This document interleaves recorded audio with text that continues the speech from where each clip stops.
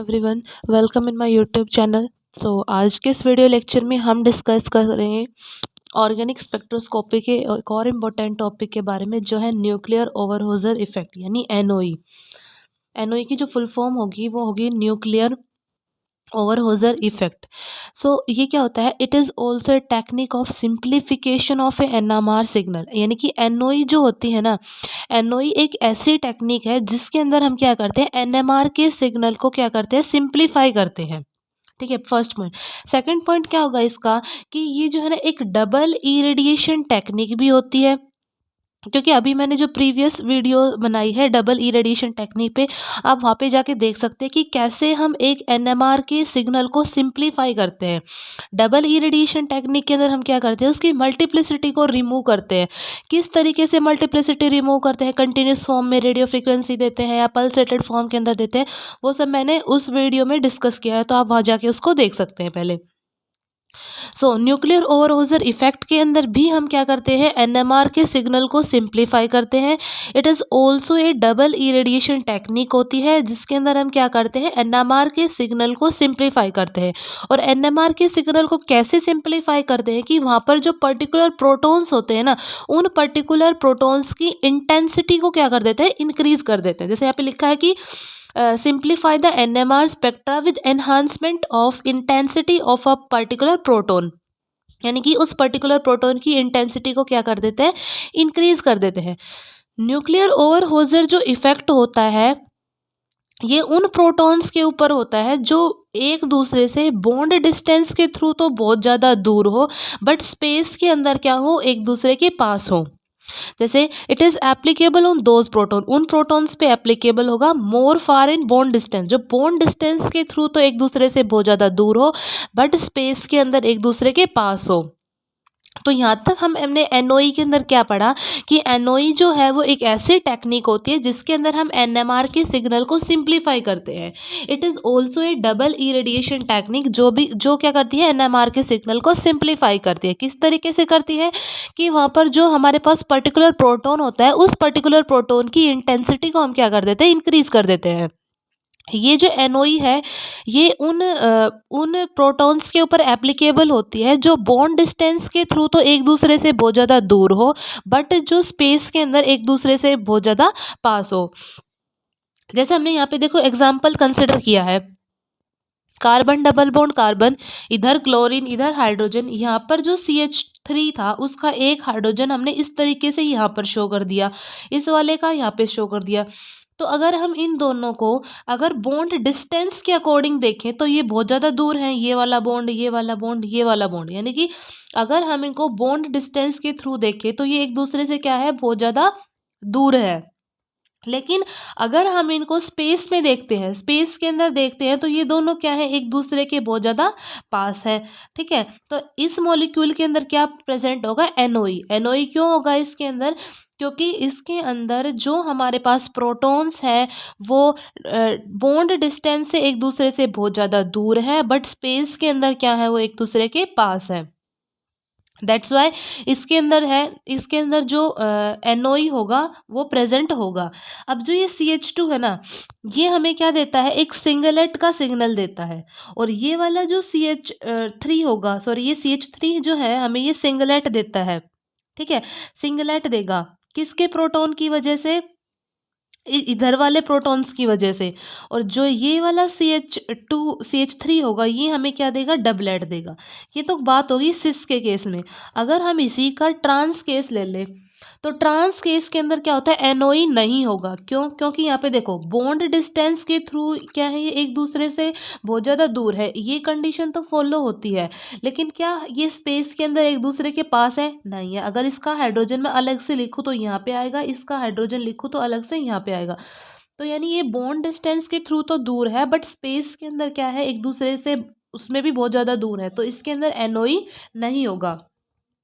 तो हमने यहाँ तक क्या देखा, कि एनओई एक टेक्निक है एनएमआर के सिग्नल को सिंप्लीफाई करने की, एक डबल इरेडिएशन टेक्निक होती है जो भी क्या करती है, एनएमआर के सिग्नल को सिंप्लीफाई करती है। किस तरीके से करती है, क्योंकि जो पर्टिकुलर प्रोटॉन होता है उस पर्टिकुलर प्रोटॉन की जो इंटेंसिटी को हम बढ़ा देते हैं। एनओई उन मॉलिक्यूल्स या उन प्रोटॉन्स के अंदर देखा जाता है जो बॉन्ड डिस्टेंस से तो बहुत ज़्यादा दूर है, बट स्पेस के अंदर बहुत ज़्यादा कम है। फिर हमने ये एग्जाम्पल सेट किया। उसके बाद जो नेक्स्ट हमारे पास आता है वो है कि अगर हमने इंटेंसिटी को इंक्रीज किया तो हम उसको बोलते हैं पॉजिटिव एनओई। ये एनओई है ना, ये एनओई है, ठीक है। अगर हमने इंटेंसिटी को इंक्रीज किया तो हम उसको बोलते हैं पॉजिटिव एनओई। अगर इंटेंसिटी हमने इंक्रीज नहीं की तो हम उसको बोलते हैं नेगेटिव एनओई, ठीक है। जैसे अब हम यहाँ पे देखो डबल इरेडिएट का फिनोमिना क्या होता है कि when the singlet signal is double irradiate.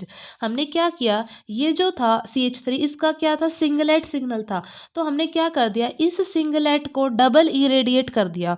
और इस सिंगलेट को डबल इरेडिएट करने से इस डबलेट वाले की एनर्जी क्या हो जाती है, इंक्रीज हो जाती है। तो इसको हम बोलते हैं सिंगलेट टू डबलेट एनओई, या फिर हम बोल सकते हैं पॉजिटिव एनओई। जैसा देखो यहाँ पे लिख रखा है कि जब हमने सिंगलेट सिग्नल को डबल इरेडिएट किया then intensity of doublet signal will increase. तो अगर इसको डबल इरेडिएट करने से डबलेट की इंटेंसिटी अगर बढ़ती है तो ये क्या कहलाता है, पॉजिटिव एनओई। अगर मैंने सिंगलेट को डबल इरेडिएट किया और डबलेट की इंटेंसिटी के ऊपर कोई इफेक्ट नहीं पड़ा, that is called as negative NOE. कि अगर सिंगलेट सिग्नल को डबल इरेडिएट किया तो जो इंटेंसिटी होती है डबलेट सिग्नल की उस वो इंक्रीज नहीं होती, तो वो क्या कहलाता है, नेगेटिव एनओई, ठीक है। नेक्स्ट पॉइंट क्या होगा कि NOE is also helpful in predicting the isomeric structure. NOE जो होता है, न्यूक्लियर ओवरहोजर इफेक्ट जो होता है, it is also helpful in predicting isomeric structures भी बताता है। सिस ट्रांस में भी डिफ्रेंशिएट करता है। जैसे अभी मैंने इस ऊपर वाले इस एग्जांपल में कंसिडर किया था, सिस में एनओई होता है, ट्रांस में नहीं होता, क्योंकि ये क्या होते हैं, स्पेस के अंदर एक दूसरे के पास नहीं होते, बहुत ज़्यादा दूर होते हैं। तो यहाँ पर जो हम एग्जाम्पल ले सकते हैं वो सिस 2-क्लोरोब्यूट-2-ईन का ले सकते हैं, या फिर ट्रांस 2-क्लोरोब्यूट-2-ईन का ले सकते हैं, और उनको इस एनओई के बेस पे हम क्या कर सकते हैं, यहाँ पे उसको डिफ्रेंशिएट कर सकते हैं। तो सिस में एनओई होगा क्योंकि स्पेस में पास होते हैं, बॉन्ड डिस्टेंस से दूर होते हैं। ट्रांस में क्या होता है कि स्पेस के अंदर भी दूर होते हैं और बॉन्ड डिस्टेंस के थ्रू भी दूर होते हैं, दैट्स वाई ट्रांस के अंदर एनओई नहीं होता है, ठीक है। अब यहाँ पर ना कुछ लिमिटेशंस भी आती हैं एनओई की। एनओई की कुछ लिमिटेशंस भी आती हैं, क्या है कि यहाँ पे एनओई की जो लिमिटेशन होगी वो क्या होगी कि it can not predict the enantiomer and diastereoisomers, ठीक है। क्या होगी एनओई की जो लिमिटेशन होगी वो क्या होगी कि it can not predict the enantiomer and diastereomer. ये एनेंशियोमर और डाइस्टीरियोमर को एक्सप्लेन नहीं कर सकता। जैसे देखो यहाँ पे क्या है, मैंने क्वेश्चन लिखा है कि how will you distinguish between HA and HB। HA और HB प्रोटॉन के अंदर कैसे डिस्टिंग्विश कर सकते हैं, तो हम इसको सिस ट्रांस कर सकते हैं, यानी हम इसको कॉन्जुगेशन के बेस पे कर सकते हैं। और यूवी के इसको हम देखो, इसमें कॉन्जुगेशन नहीं लगेगा। अगर हमें ये क्वेश्चन मिल जाए कि डिफ्रेंशिएट करो HA और HB के अंदर, तो ये हमें दिख रहा है सिस है और ट्रांस है, तो हम क्या करेंगे, इनको कपलिंग कांस्टेंट की हेल्प से डिटरमाइन करेंगे। देखो यहाँ पे मैंने लिखा है कि आंसर में इट कैन नॉट, सॉरी यहाँ पे देखो आंसर में इनकी जो जे वैल्यू होगी वो 10/12 होती है, इसकी जे वैल्यू 16/18 होती है, यानी कि जो टेक्निक यूज़ करेंगे वो कपलिंग कांस्टेंट होगी। इसी तरह अगर हमें यूवी का कोई क्वेश्चन दे दिया जाए कि how will you distinguish between this and this, UV के अंदर से, तो यूवी के पैरामीटर में हमेशा क्या होता है, कॉन्जुगेशन का यूज़ होता है। यूवी के पैरामीटर्स में क्या होता है, कॉन्जुगेशन का यूज़ होता है। जैसे अब एक एग्जांपल, अब देखो हमने एनओई का पूरा पढ़ लिया कि एनओई के अंदर क्या होता है, एनएमआर के सिग्नल को सिंप्लीफाई करते हैं। दूसरा पॉइंट में क्या था कि डबल इरेडिएशन टेक्निक के थ्रू करते हैं। कैसे करते हैं, उन पर्टिकुलर प्रोटॉन्स की इंटेंसिटी को इंक्रीज कर देते हैं।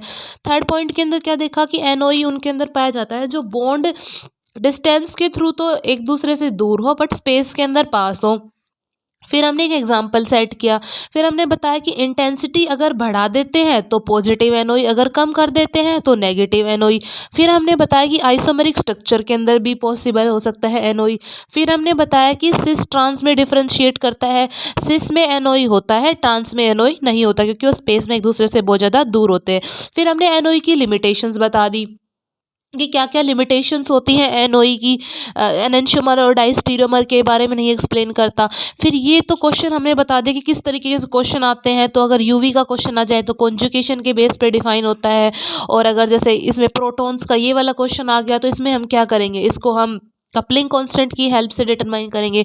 जैसे हम यहाँ पे एक और क्वेश्चन दिया गया हुआ है, यहाँ पे देखो कि technique use in this coupling, देखिए यहाँ पे एक क्वेश्चन हमें ये दिया गया है, एक क्वेश्चन ये है, तो इसमें क्या होगा, ये जो देखो इस CH3 का डबलेट है, इस CH3 का सिंगलेट है, इसमें इस CH3 का डबलेट है, इस CH3 का सिंगलेट है, लेकिन देखो ये दोनों क्या है, ये दोनों बॉन्ड डिस्टेंस के अंदर तो एक दूसरे से बहुत ज़्यादा दूर है, बट स्पेस के अंदर अगर मैं इसको, अगर इसका एक हाइड्रोजन यहाँ लिख दूँ और इसका एक हाइड्रोजन यहाँ लिख दूँ, तो ये स्पेस के अंदर क्या होंगे, एक दूसरे के बहुत ज़्यादा पास हो जाएंगे। लेकिन ये क्या है, एक दूसरे के ट्रांस है, यानी कि स्पेस के अंदर तो एक दूसरे के पास नहीं है, स्पेस में भी दूर है, बॉन्ड डिस्टेंस में भी दूर है। दैट्स वाई क्या होगा, इसके अंदर पॉजिटिव एनओई होगा, सिंगलेट टू डबलेट होगा, इसके अंदर क्या होगा, नेगेटिव एनओई होगा। जो इंटेंसिटी, मतलब अगर हम इसके अंदर सिंगलेट को डबल इरेडिएट कर देते हैं तो इसके अंदर तो डबलेट की इंटेंसिटी इंक्रीज करती है, बट इसके अंदर अगर हम सिंगलेट को डबल इरेडिएट करेंगे तो सिंगलेट को डबल इरेडिएट करेंगे तो डबलेट वाले की इंटेंसिटी पे कोई इफेक्ट नहीं पड़ेगा। तो that's why it is called as positive NOE and it is called as negative NOE. So ये था पूरा कंसेप्ट न्यूक्लियर ओवरहोजर इफेक्ट का। सो आज के वीडियो लेक्चर में इतना ही, मिलते हैं नेक्स्ट में। Thank you.